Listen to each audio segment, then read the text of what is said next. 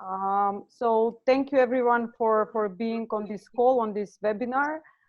It is fifth in our series of webinars, which we call growth seminars. We wanted as an organization, as Macedonia 2025, to offer to our businesses and to offer to our professionals a view of opportunity, window of opportunity to learn new skills, new knowledge, to ensure transfer of know-how from our experienced diaspora, but also including our professionals from the country. For those who do not know me, because I see some of the call do not know me, I'm Blaževski, CEO of Macedonia 2025 organization, which mission is to support Macedonian economy and to help build a stronger nation. Our office in Skopje has 7 employees, but we also have presence in the US and Canada mainly. We also have some of our board members on this call, like Mike Zafirovski. Thank you, Mike, for being with us. As I said, everything that we want to achieve is actually through partnerships with businesses and with academia. So thank you, Goce, for offering your support and for being here with us and delivering this kind of, I would call it lecture today. I would also like to thank Zoran Jovanovski. Zoran volunteered to moderate the session today. Thank you, Zoran. I know it's quite busy in the Economic Chamber of Commerce.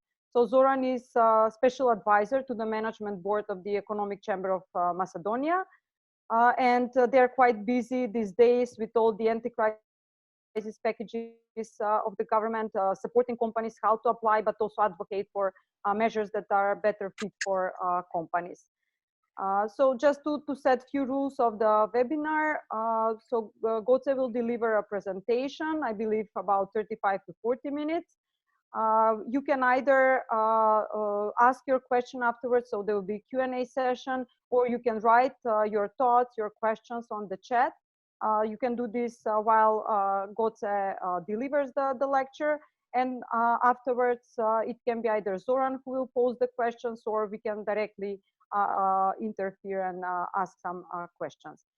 So thank you again. I don't want to take much of this precious time of Goce and Zoran and everyone who is on the call. Thank you again for being on the call. Zoran, the floor is yours. Yes, okay. Thank you, Nikita. Hello, everybody. It is my pleasure to be part of this event and to moderate the webinar.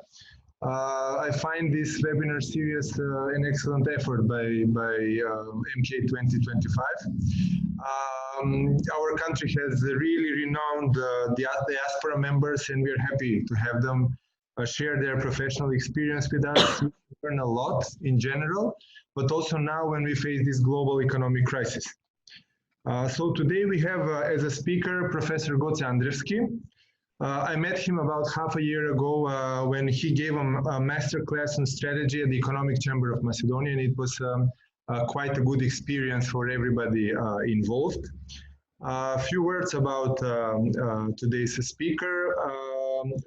Professor Goce Andrevski earned his BBA degree from the University of St. Cyril and Methodius in Skopje. Then he got his MBA from Grand Valley State University in the United States, and finally received his PhD from the University of Kentucky in the United States. Today, Goce Andrevski is an associate professor of strategy at the Smith School of Business, Queen's University in Canada. He teaches business and corporate strategy courses at various educational levels. Of course, he is a recipient of a number of awards for his teaching and his research. His research interest is mostly focused on issues like organizational diversity management, the dynamics of competitive interactions, and inter-organizational alliance networks. As anyone who is at this level involved in academic work, Professor Andrevski has published articles in leading academic journals, such as Information Systems Research, Journal of Management, Strategic Organization, and the most recent one is in Academy of Management Review. So by all means, we will have a very competent speaker today. Today's webinar is titled When to Fight and When Not to Fight, the Role of Strategic Forbearance in Competitive Rivalry. I must admit that personally, I consider strategy and everything related to strategy is a very, very interesting topic. That is because strategy is such a complex concept.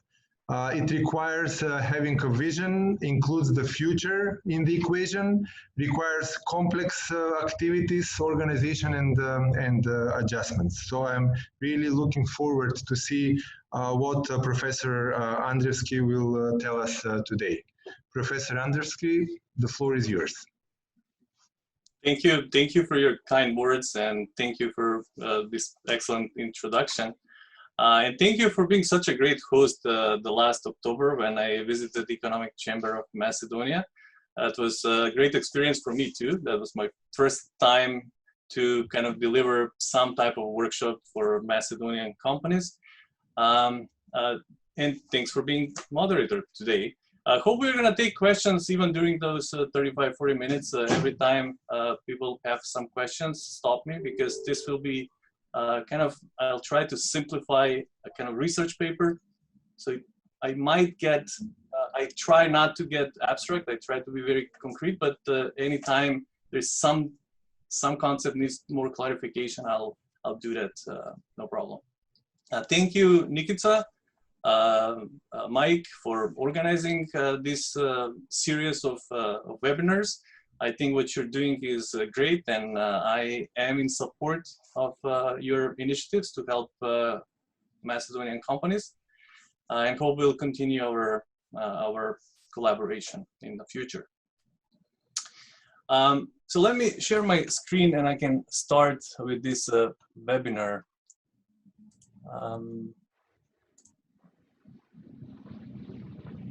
So what I'm going to present today is a managerial implication of the most recent study that Zoran just announced in Academy of Management review, a paper on the concept of strategic forbearance with Danny Miller, who really doesn't need much introduction. He's one of the top 3, I believe, most cited management scholars of all time. So what I will try to do is to introduce this concept and then to provide you with some framework that you can use in your practice. So it should be kind of practical webinar, not like a lecture just to know something, but hopefully to know how to use this. So let me just open this screen. So the title, When to Fight and When Not to Fight, is actually a quote from one of the most influential books of all time, by Sun Tzu, The Art of War, which was first published, we don't know exactly the time, but around 5th century BC. And he pointed out at the time, and he's a military strategist, right? So he pointed that it's equally important for strategists to know when to fight and when not to fight. But in management literature, in practice also, we hear all about the first part, when to fight. For example, to use sports analogy, if in boxing, if one boxer is throwing punches, and the opponent is not really throwing punches, you know who will win, right? So it's assumed that if you don't fight back, you lose. In business, similar. The kind of the instinct is, and even the expectations by stakeholders or anybody around the organization, is that the company needs to respond, needs to kind of fight back for their market share. So the literature on management looks at issues such as what should be the intensity of reaction, like should it be proportional, equivalent, or to exceed even more the attack. And when I say attack, I mean a competitor is cutting a price, for example, and then whether you should cut prices or even go further. So you get in a price war, or I don't know, he enters the market, whether you should kind of drive that competitor out of the market. Another question will be timing. Should they respond immediately, harshly, or maybe delayed reaction, or maybe preemptively to strike? Or another question is domain. If they attack me in this market, should I respond to the same market or maybe another market? And with what type of move? Will that be matching? Like you attack me with price cut, I do price cut too? Or actually I can do something else. Maybe we'll attack you with promotional campaign. And when we say attack, it's not like really attacking, but it's in a business sense, responding to that attack. Now, even in boxing, sometimes not fighting is not really losing. Some of you who follow sports may know about this rope the dope strategy by Muhammad Ali. It's one of the most famous boxing strategies, where Muhammad Ali was actually kind of not fighting back for several rounds until 7th, 8th round, and then he preserved energy, which there are benefits actually of not fighting, because you preserve energy and you let the opponent get a little bit weaker, spend more energy, and then attack viciously in the 8th, 9th round and win. So not fighting can actually be beneficial. In business, not fighting is also, we observe it all the time. Even though in the literature we don't talk about that a lot, we observe frequently. For example, Microsoft cut prices on Xbox One, the console for video games, and Sony CEO announced that they will not cut prices back. And this is in a network industry where the number of users that adopt your console is critical. And if a competitor lags behind, there are positive feedback. So actually, we can never catch up. And even in that industry, the Sony is actually deciding to not respond. They just said, we are going to continue promoting our console with free game download. So why is that? Why would somebody not respond when you can clearly lose market share in this case? Now, we believe that that's because they do it strategically. It's not because they can't. It's because they believe it's more beneficial not to fight. So we call this decision, purposeful, mindful decision to not counterattack a rival, a strategic forbearance. I am aware of an attack, so I'm not ignoring it. I'm able to respond, but I choose for strategic reasons not to do so. We distinguish this from failure to act, which is mostly assumed in the past. Like when a company doesn't respond, it is assumed that, well, they don't know, it's a kind of sign of weakness, or they don't have capability to do that. So failure to act is very different than strategic forbearance, because it occurs under two conditions. Either you're unaware or unable. In that case, you don't really have a choice. With forbearance, you have a choice, you have capability. Now, why we observe that many managers actually do not forbear, even if it is more beneficial. And we are going to talk about what are the benefits of forbearance. From psychology, we know that when a company manager or any individual, when it is under threat, they narrow the attention to that threat, to that immediate situation. That's our impulse. That's natural behavior, that we focus on the attacker, on the attack, and the immediate outcomes. And that impulsive kind of behavior is when most of the cases you will attack, even though you get in a price for it in a long run. For example, you don't benefit, you actually lose. However, some managers choose not to respond because they transcend the current situation, the current stimuli. They go beyond the attacker, beyond the attack, and beyond the immediate outcomes to long-term consequences. And this is called transcendence, again, in psychology, which is kind of higher level of thinking that allows you, it's an ability to kind of focus awareness beyond the immediate stimuli. And what do I mean by beyond immediate stimuli? So let's start with the first case where you use transcendence to focus beyond the attacker. Instead of solely focusing on the attack and the attacker, the responder should take into account, for example, in a simple situation, whether there are allies of the attacker who are also powerful. So if I counterattack and I get into a war, competitive war, then I'm actually attracting the ally of my attacker, and actually I will have to deal in future with both. And this comes from balance theory, so I'm not gonna burden you with a theory, but it is kind of supported that a friend of an enemy is my enemy too, right? So you can also, by counterattacking and by getting into a fight, you can actually attract other rivals because they'll see that something is going on in your area, that it's an attractive part of the market, and you will draw even more competition. So in that case, forbearance is actually more beneficial in the long run. Here is another case. Instead of fighting back and getting into a price war, for example, it is possible that you have an alliance partner who happens to be an alliance partner of an attacker.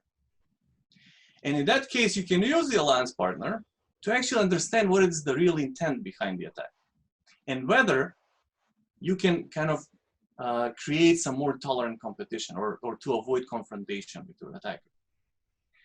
There is another case where stakeholders are important.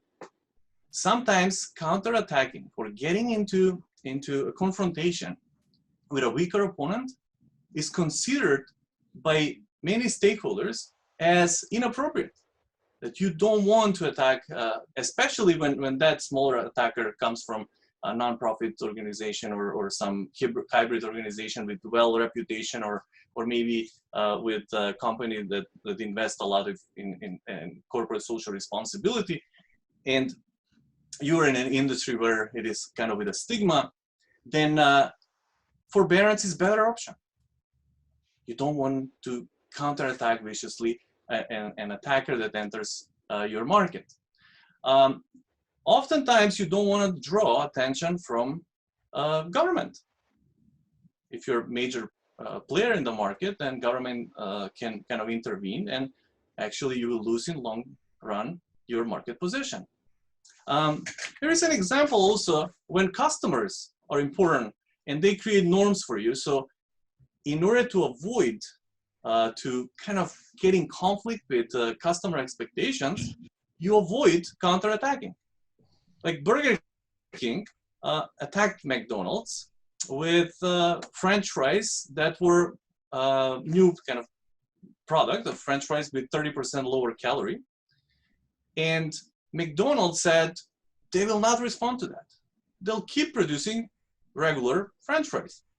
Why? Because the quality and the taste of those 30% lower calorie do not match the standards, the expectations of customers. So the CEO of McDonald's said, we know that our customers love McDonald's iconic world famous fries, and we'll remain focused on serving them to our 69 million customers. So they chose to not aggravate this relationship with their customers. We call the first type of transcendence, so when you look beyond the attacker to other stakeholders and other competitors, spatial transcendence. But there are two other types of transcendence. The second one is temporal. So instead of looking only other actors that can kind of have reaction to your counter move, you can also look the history of relationship with that attacker. So instead of looking at the immediate time span around the attack, you can look in a longer time period. And forbearance, it turns out to be one of the one means or one tool for creating cooperation, or this live and let live system. And this has been observed in the past. This is a situation, I give you a quote from a book on cooperation, where they discussed this situation in World War I, where two units, battalions, between, I think it was German and British or French, and they observed that the units were well entrenched and nobody was making advances. So for months, they're staying in the same position. Nobody can make progress. And in that case, they started reciprocating, not fighting each other. And why was that? Because they knew that if I attack you, I'm just going to lose, because you will attack me back, and we both lose. And they kind of developed familiarity. So even when their commanders were ordering them to fight, they wanted to keep the norms of tolerance between them, because they developed some trust. Even arch enemies like this military units, and that happens when actually you reciprocate when I don't attack you. So forbearance in this case is a signal to your rival that you don't want really confrontation, that you'll find other ways to compete instead of going at your competitor or competing head to head. Another way is looking in the history of relationship. It is possible, and Mike probably knows because he was a CEO in a large corporation, that you have many strategic alliances. So it is a case where you have an alliance with a competitor, and that strategic alliance is another market, but you're attacked on another market. So then, because you have that relationship, you can ask, hey, what's going on? Why? What is the intent? Are you really attacking me? Or that was kind of maybe meant for somebody else. But you have a case to kind of keep that relationship. You don't want, because of just getting in fight in one market, to jeopardize your productive collaboration in another market. So it's another situation where actually forbearance is better for you in the long run. Yes, in short run, maybe you can stop losing market share, but in the long run, it's better for you. So that was the temporal transcendence. The third type of transcendence, when forbearance, or the purposeful choice of not to do something, to remind you what forbearance is the situation when the transcendence is systemic. Systemic means instead of looking only at the counter move, you look and whether that counter move will be effective, you look whether that counter move will fit with your overall strategy.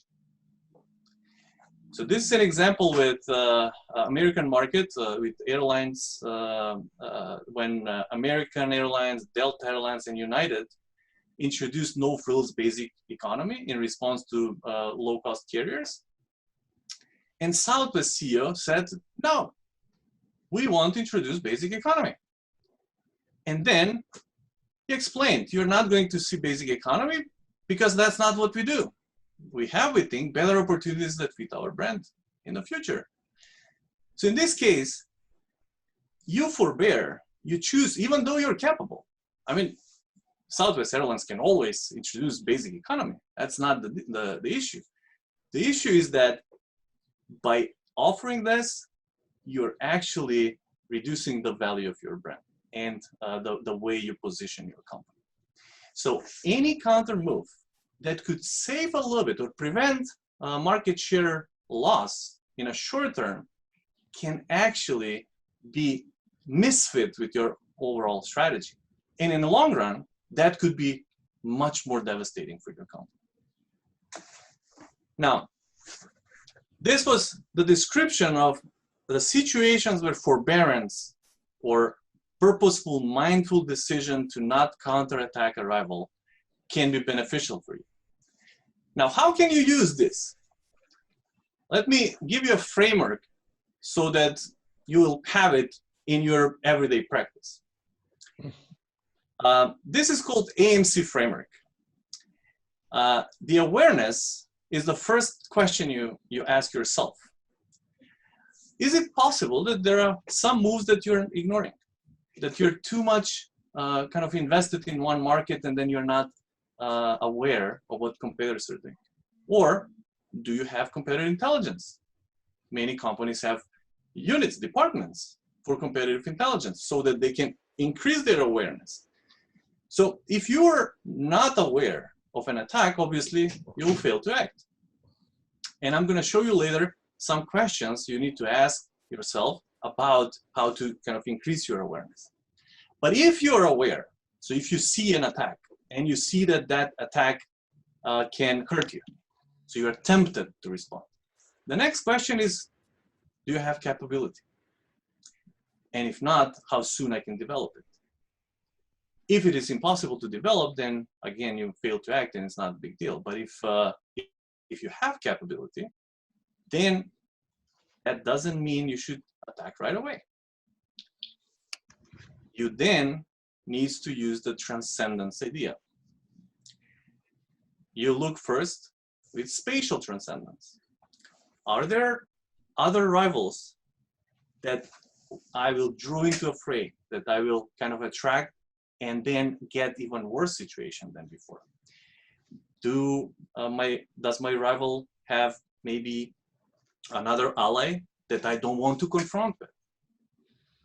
Are there other stakeholders that maybe my counteraction can be in conflict with their expectations? Temporally, if I counterattack, am I jeopardizing this kind of cooperative relationship that I have with this rival or not? Do we expect interactions in the future? Excuse me. And how I can preserve that more tolerant, more non-confrontational relationship. Systemic. If I counterattack, is this in conflict with my strategy, my overall strategy, and my overall strategic positioning on the market? If you answer on those questions that no, actually it's fine, you can counterattack, then you have another set of questions. What should be the magnitude, timing, domain, and type? And I already mentioned some of those. So this was the description of the framework from defender perspective. From defender perspective. From attacker perspective, sorry. But from defender perspective, from attacker perspective, if you have attacked, then you can analyze also what competitors will do. So not whether I should, if I'm attacked, then I analyze my awareness, my capability, my motivation. But but you can also analyze whether a competitor will respond to your action. And in that case, you ask the same questions, but about your competitor. Are they aware of my attack? In many cases, you'll find that many companies are not even aware for simple reasons. They have some central markets that they pay most of their attention, and this is their peripheral market. Or it is possible that they don't pay attention on competitors, and you know that. But if they are, if they're unaware, then you know that you'll be fine. They will not counterattack, and in that case, your action is more likely to be successful. But if they're aware, then again, you ask, are they capable? In many cases, they cannot develop, they don't have knowledge, or sometimes you have access to resources that they don't. That can give you at least lead time. It can also be possible that they have slow decision making, and from previous experiences with them, you know that they're kind of inertial, that their organizational structure is problematic for them. So in that case, you know again that they'll fail to act.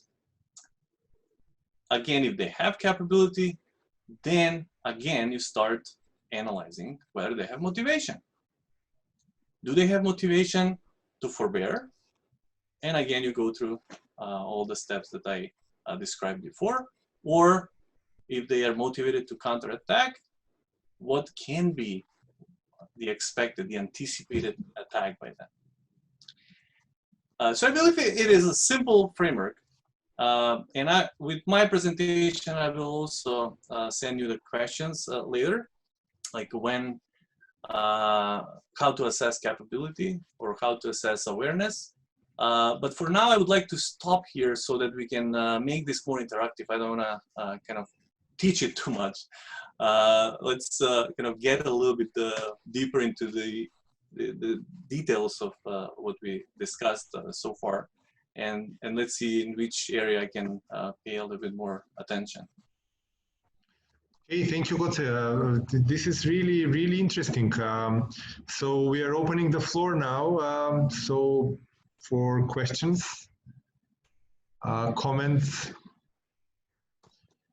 I may break the ice. While I was listening to your presentation, what came to my mind was that the beauty of this strategic forbearance concept is that it seems to me it has a much broader reach than it looks at first sight. And I thought about the recent developments in the global oil industry, the price war that Saudi Arabia started, and it seems to me like a nice example about what you're talking about, because so then you have OPEC countries, you have some countries who are not members of OPEC, and they have to value, to think about before they react, how we respond to this. So yeah. Have you thought about, this example, or do you have any comments about, can you comment on that? Yes, I can. I believe that not only in business, I think that this concept can be applied to other areas. Like I gave examples from sports, but also politics. In politics, they're always kind of thinking about acting and counteracting. And most of the time you see action, counteraction, but sometimes not counterattacking would be better. Or in military setting and so on. So it's much broader. It can be applied. Now, specifically with situations in business or in oil industry, the interesting thing is that when you're thinking about action that you want to launch a new move, your natural tendency is to think about the cost and benefits of the move. So you say, okay, if we cut the price, if we increase the production of oil in your case, then what will happen? But if we don't, what are the costs? But most of the time, people don't think that there are also benefits of not doing something, not only costs. Because we tend to think that not doing something is bad, it's negative. That it shows either weakness or you can't fight back, and that's bad. So this concept, I think, reminds managers that actually you should look for the benefits of not engaging in competitive rivalry sometimes, not always, but sometimes in some situations, and you can be better off. So definitely, if they choose not to produce, definitely there are benefits, because the price will go down on the overall market in the oil industry. But the key is that in every decision, we cannot tell you, like management literature cannot tell you what to do, but can help you to make a wise decision, to give you a framework that you can follow and then make a wiser decision. But decision will always depend on the context, on the situation in hand, and so on. Okay, we have a question. It comes from Nikita. Her view is that this is quite similar to the game theory and the first mover advantage. So could you comment on that and about the similarity and? So here is here is what game theory and other research in strategy have talked about. You have a player, and then you analyze your attacker or the attack, their options. So the focus is on what your attacker is doing, and let's say prisoner's dilemma, and you're in a situation where you're better off if both of you forbear from not getting in fight. What we add to Professor Nash is that we say, no, but there are situations where you actually need to transcend the attacker. Don't focus on the attacker. There are spatial transcendence where you need to look beyond the attacker, beyond their options, to other stakeholders, to other rivals, because they also have influence on that relationship, or the relationship with your strategy. You know, I've developed my strategy, and remember the previous talk, my workshop in the Economic Chamber was about developing your strategy, and well-developed strategy can work well, can lead to competitive advantage, even sustainable competitive advantage in some times, but this counter move may actually be missed with your strategy. So we broaden the game theoretical framework that is developed well in economics, in microeconomics especially. So that's how we add to that literature. Sorry, I will intervene here and say that I really see this as a great update to that, and really bringing it more to the reality, rather than, because game theory and prisoner's dilemma, it's too narrow, I think, to apply to reality. So this is, in my opinion, great effort by you, and great new thing for all companies and for their strategic moves and so on. Yeah, so I would add also, Nick, you're right in point I'm about the applicability. Economics research tends to be guided with this assumption of rationality. So, you know, what is rational? What are the options? What are the probabilities of attacking you, and likelihood of success of my move, which are very important. But here we also allow for psychological elements. Like sometimes I don't attack because of social reasons or because of psychological reason. If I can find that slide later, I'm going to show you here. So you see, instead of only looking at economic reasons, like rational reasons, there are strategic reasons, there are psychological reasons, there are social reasons for using forbearance. And thank you for pointing out that, but yes, we kind of try to limit a little bit those limitations that were developed with game theoretical frameworks. Hey, Goce, this is Mike Zaporowski. A couple comments. One, congratulations, really well done, very thoughtful. And not necessarily questions, but I'll give you actually a couple of personal examples, if you will. And maybe the bottom line for, especially for the young entrepreneurs, to make sure that you have good advisors, board members, obviously Chamber of Commerce of MK2025 networks. But the first very specific example I'll give you, this was probably 25 years ago when I was in Hungary. I was running GA Lighting's business in Europe. Well, we had 18,000 employees in Tungsram in Hungary, 6 different factories. And I had arrived after many years of losses. In 96, we had a great year in 96, nice quote unquote turnaround. 97, we really had strong first half. And Jack Welch just loved stretch targets. So remember, I had my 20 direct reports. Jack is on the other side. We tell him we've grown market share by 2 points. And we only had 12 points of market share in Europe at that time. We're very big in US, only 12 points of market share in Europe. And I had a plan showing to him that we can get to 20 points of market share in a year.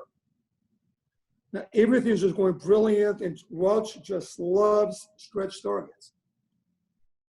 And he stops and says, Mike, we love you, You've done a great job the last 12 months. But even Jesus Christ can't get to 20 points of market share in 9 months. His comments were, you have Philips and Siemens, your competitors. So you can do all the things you want to do, but there's no way in the world those big guys in Europe are going to let you do that. They're going to reduce price, they'll do something. So anyway, so he tried, went out of his way not to make me look like I was maybe not thoughtful or strategic. Mm-hmm. He says, no, there's no way to do that. Get a couple of points of market share, you're doing it. Fix, improving quality. Our shipments to US did not count as market share, if you will. So you're doing a great job sending compact fluorescent and and I mean, all the other, but anyway, there was just simply when I was reflecting on it, I mean, I thought he would say, you know, so he made a commitment, I'll take it. But again, there was the wisdom of someone that has seen it much more. That was my first operating job in industrial business in Europe. And simply, again, this is where we're looking the things that we can do without necessarily reflecting your very first page. I mean, obviously you want to compete, but doubling your market share in 24 months is really picking fight with the big guys. You do not want to wake them up. So that's one. I'll just make another comment. Again, this is not necessarily a question, but the whole concept of what is this innovator's dilemma. I do remember Clayton Christensen coming to speak at the management team when I was at Motorola. And he made a really profound statement. Yeah, you do not want to go to meet and this is maybe just on the opposite side. Yeah. But he was using a Toyota example. When Toyota came to the US, low quality, low price, and the big guys, GM, Ford, never took them seriously. Mm-hmm. So they just kept going into the view of it, good enough, good enough, good enough. And obviously, 20, 30 years later, Toyota has been viewed as the highest quality vehicles in the world. So again, I'm giving you two different, one, don't wake up the bear, if you will, which I was trying to do at GE Lighting in Europe. On the other side, I mean, if you are the number one player, you need to be, again, you don't do anything stupid, but you need to have a healthy level of, you can call it just to be mindful, or what Intel used to say, what was Intel's comment, you have to be, the word will come back to me, just you have to be so scared of the people coming after you. So anyway, again, a very good presentation. I just thought just to add some additional comments. But it's always think and never make decisions in vacuum, not just you and your management team. So whether that's professors like yourself, whether that's Chamber of Commerce, young presidents organizations, MK2025, always make sure that you get some inputs if you're gonna if you're about to make a major decision whether to fight or not to fight. So anyway, thank you. Thank you for your comment. Let me comment on your examples from what I know and what we know in the literature. In the first case, sometimes there is, I don't know if you're familiar with some of the research on multi-market competition and the concept of mutual forbearance, where you entering that European market is a foothold so that you can prevent future attacks in your main market, your central market. So in that case, it could be an advantageous that you did those 12% because those kind of prevent your rivals from attacking you there. Why? Because if you attack your competitor in this market with price cuts, they will lose more because they have larger market share. So if they cut the price of the larger sales, they will lose more. But and that's why they will not attack you in your central market, and you have this kind of balanced position. So both benefit. About your second example on disruptive innovation and Christensen's idea of low-cost innovations when they enter the market, we cite in the paper actually, and we exactly what you said. We pointed out that actually in some situations, forbearance might be actually bad for you because you have overlooked how dangerous that low-end innovation can quickly develop and take over the marketplace. So that's a very good observation. Thank you. Yeah, thank you. Thank you, Mike. I can just, from what you said, don't wake up the bear, or no decisions to be made in a vacuum. If I'm a young entrepreneur, I write this down and, have in my pocket, just to remind me whenever important things start to be decided. There are questions also coming here. One is about the Nash equilibrium, which was mentioned, where Vojislav Popovski is asking, isn't the case of Nash equilibrium that the first mover has the upper hand in the outcome? So the understanding is that the strategic forbearance doesn't really fit with within the Nash equilibrium framework. So what do you think about that? I'm just, let's say, presenting the question. Yeah, thank you for the question. With Nash equilibrium, it is a game with two players, and there are some attempts to develop with multiple players or multiple games, obviously. But I don't wanna put our framework with Danny as opposing to game theory. It's kind of complementary. It adds to it other aspects of competition. Looking beyond that attacker, or beyond the time around the attack, or beyond tactical, only to consider some strategic considerations of when to counterattack. So it is really kind of complementary. It adds a little bit different dimension on it, and I believe in practice can be used. So instead of now, the advantage of game theoretical models is their precision. Okay, so you can assign mathematical numbers and probabilities, and there is value in that too. However, the more precise you make it, the less applicable it will be practically. So you need to find the right balance. And I believe that when we add the insights of our study, it kind of gets closer to the balance view, like simplicity versus complexity to be at the level where it can be applicable and in managerial practice. Okay, there is another question here. Thank you from Vojislav for answering the question. There is another question or view that about the perception that if you are defending, that's a bad sign somehow. Yes. For the public.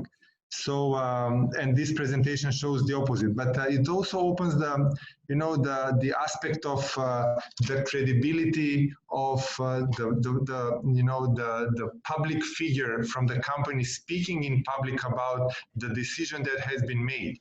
It must be somebody with a really, a big, how can I say, big credibility in the public eye. So when you say you're Southwest airline and you say we are not doing this, or your McDonald's, we are not doing this because of this and that, and public clearly understands. So it's also a part of the story that you really need a credible person and a credible statement at the same time.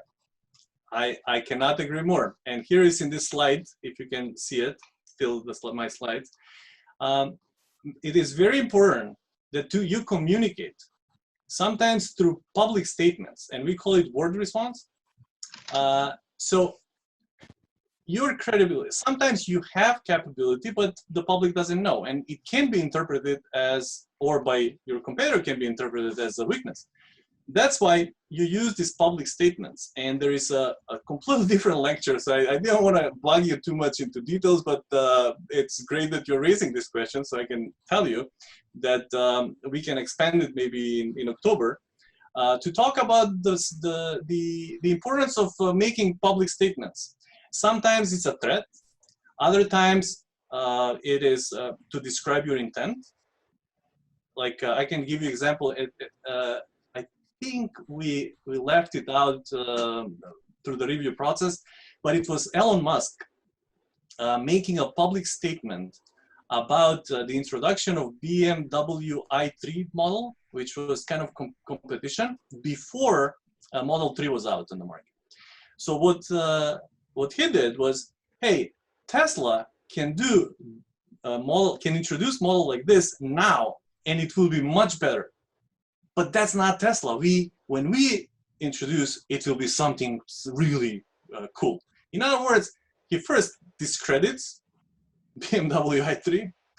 Also, he calls buyers, potential buyers, to hold their horses, to not buy, so that when Model 3 comes out, you'll be more successful. So in that case, you use the public statements to kind of dissuade some customers of buying it, but also to tell the public that actually it's not weakness that you have not introduced the first kind of mass market electric vehicle, because actually you don't want to go with lower quality. And here also you have another benefit of kind of going later on the market by Tesla, which in this case is forbearance again, that going later and waiting to come up with Model 3 as successful as it is now fits your strategy, because you want to position yourself as a kind of luxury vehicle, and especially in fight with BMW, who was a luxury manufacturer, and you're kind of standing higher than them. So this is an example how public statements can actually provide credibility. So in this case, it could have been by some interpreted as a weakness, because Tesla cannot really manage. And at that time, if you remember, there were many issues with their production process. But now, you know, with public statement, he fought that. And here are some ways for next time. I'm gonna show you like how to communicate your intent. Sometimes you use vague language, like inaccurate terms or temporal descriptions, and you see this in politics all the time. But there are other ways that we can discuss about public statements, but that's completely different subject and topic, and it has been written a lot. One of my colleagues wrote a paper in AMR, in Academy of Management Review on board responses specifically. I can provide you with literature on that too. Okay, Jole Vojnovic, you know him. Oh, very well. He's happy to see you again, and he loves the analogy and connection of strategy and sports. You know, the way that you presented the things, that the sports teaches you how to deal with the internal and external competition, which reminds him of your rivalry days with him. Well, first, let me tell you this. I'm privileged that I played with Jole. He was one of our best basketball players in our generation. So it was great, and thank you for being here, Jole. Yes, sports have a lot of analogies, and we can learn a lot in business from sports. There are some limitations in sports, right? We cannot generalize to business from every experience in sports, but we can use to illustrate. So I use it to illustrate some concepts that that can be generalized. In fact, I use basketball coaching as another study. It's not published, it's under review now, to understand why they attack or why they respond. So to get in the coaches' heads. And with many of the players that I played with, they're now coaches, and we did interviews. We watched the game, we taped the game, and then we watched together. So the coach was stopping the video every time they have in mind to do something, like to take a timeout or to not take a timeout. So for example, there were forbearances in that case where they wanted to take a timeout, and then they decided not to because the other coach will have an advantage to, you know, advise their players.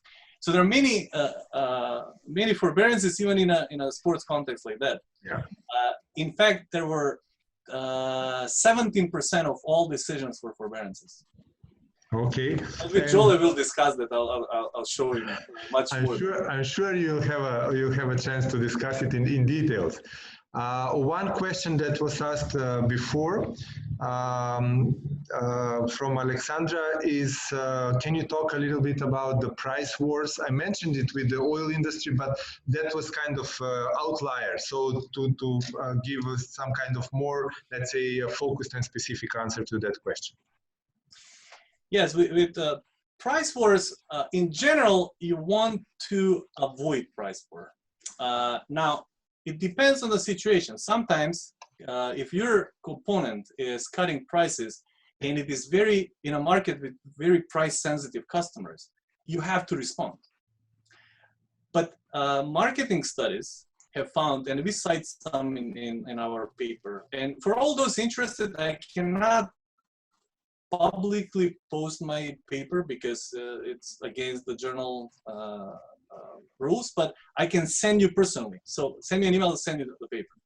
But have found that actually 50% of the times firms do not respond to price cuts. And when you don't kind of cut prices in response quickly, then you send a signal that you don't want to get into a price war, and it's not smart. Now, some competitors, when they feel they have cost advantage, then they'll cut prices and they will not back down. So that's why when I send you this presentation, you look at those questions that you can ask, whether my competitor has capability or whether they have resource advantage. And then you can analyze whether your strategy to not engage in a price war is wise strategy or not.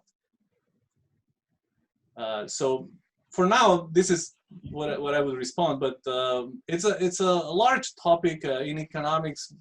For a long time, they've talked about price competition, price wars, but using this framework and how it applies to price war, that's how much I can comment at this time. Okay, I don't know whether there are more questions because here in the group chat, we exhausted all the questions that we received. Nikita, do we have anything else? I have plenty of questions, but let's try to stick to the timing. So I think that essentially, Goce, you will have to get back to us with another webinar. Or maybe Jole can organize the follow-up to this. And I also think it's also important for all companies in Macedonia that you maybe deliver another webinar or through some other means on these responses by companies, which you mentioned. It's a really interesting topic, and I would personally like to learn more, but I also expect the other companies on how you respond, public statements, and so on. That would be very, very useful, I think, for everyone. Sure. As you know, and Zoran knows, we discussed earlier that I'm open for doing some more workshops. Competitive dynamics, this area, and this study is part of that area in management. It's called competitive dynamics, is best taught through simulations. Because you make a decision and then you see the outcomes of it. And then there are some simulations that we can use, but we can explore other ways to make this more practical. I think this webinar was a great opportunity to introduce the topic, to give you a little bit on the details, little details about the overall framework and how you can use it, but you need to practice this. You need to kind of learn how to use tools like that. And then your mind starts working that way later. Thank you, Okay. Goce. And I also meant of going deeper and going through some case studies. I think that some companies can provide some examples or case studies, and then we may have longer session in which we can analyze, normally anonymize a big company and so on. But I think it will be very useful for companies. And Jole actually volunteered to organize this new session. Thank you. He is a great guy. And we can get to the topic what Mike mentioned, the multi-market competition, like when you can attack another market or not attack another market, or withdraw from a market, and so on. So when a company serves multiple markets, they have more opportunities for maneuvering. So we can discuss that literature too. What I wanted with this one is you can find in textbooks učebnici za učenje. So you can find literature in multi-market or game theory, but this has just come out, so it's not in textbooks, and I believe it is very exclusive for those that are here listening, because it is the latest. So how much you use it, I don't know, but it is something that Macedonian companies learn first, sometimes in the world. So. That's the privilege of having Goce with us today on this webinar. What I can say, we discussed it before with MK2025. The Economic Chamber will post this also on its website, so that quite a number of people can also see this. What is recorded, the organizer will put it on its website, but also we will contribute to the distribution of this webinar, and so that more people could see it, who couldn't actually be live included in this.